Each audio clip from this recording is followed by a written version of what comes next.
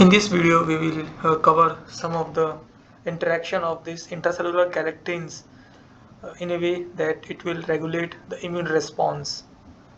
So, in normal condition or in the healthy state, what happens is that these carbohydrate structures are present within the organelle of the cells, so that these intracellular lectins are not able to interact with these carbohydrate structures. However, because of some disruptions, because of the either because of some bacteria or due to some damage or due to some infection that leads to the damage of this intracellular damage of these organelles within the cells. So what it will cause, as it is shown here in the example, is that this disruptive material will damage the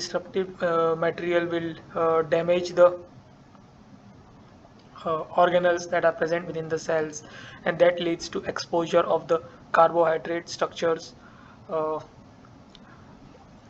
that leads to exposure of these carbohydrate structures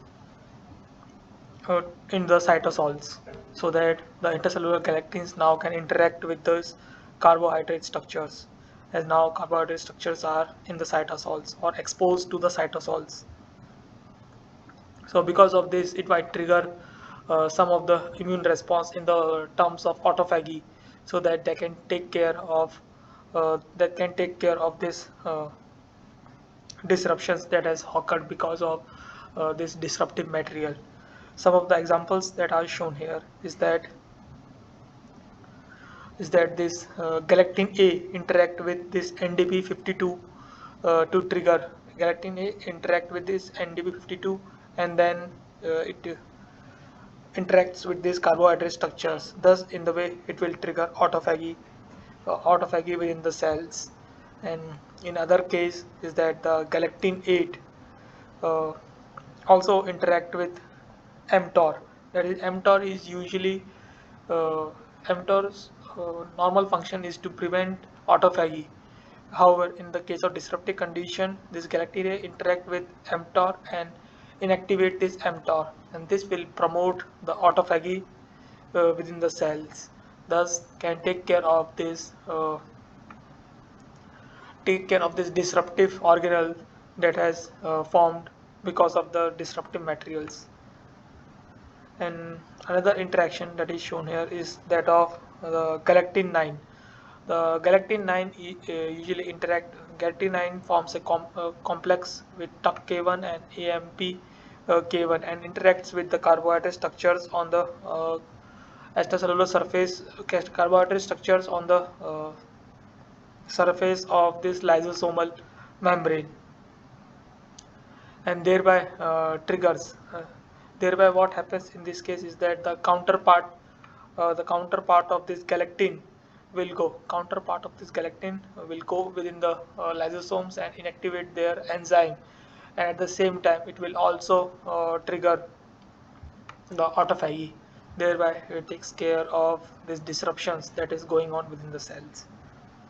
And in some case, this galectin 3 the directly interacts with carbohydrate structures, and this trim 16 and trim 17. And what happens in this case is that this will also trigger the uh, immune response in a way that will try to that will try to uh, take care of this disruptive organelles, or we can say the disruptive membrane of the organelles within the cells. So this is some of the ways how this interaction of this glycoconjugate and this galectin within the intracellular compartment, or we can say intracellular part of the cells happens. And the galectins not only interact with the carbohydrate structures, but it has also been reported that galectins interact with the non-carbohydrate structures and trigger the immune response. However, that part is not shown in this video, but it is well known fact that galectin also interact with the non-carbohydrate moieties and trigger the signaling pathway, different signaling pathway uh, based on the depends on the moiety and the galactins. So if you need to understand this more about intercellular galactins role in immune response, you can go through the you can go through the reference that has been provided in the description. That's all for this video. Thank you for your time.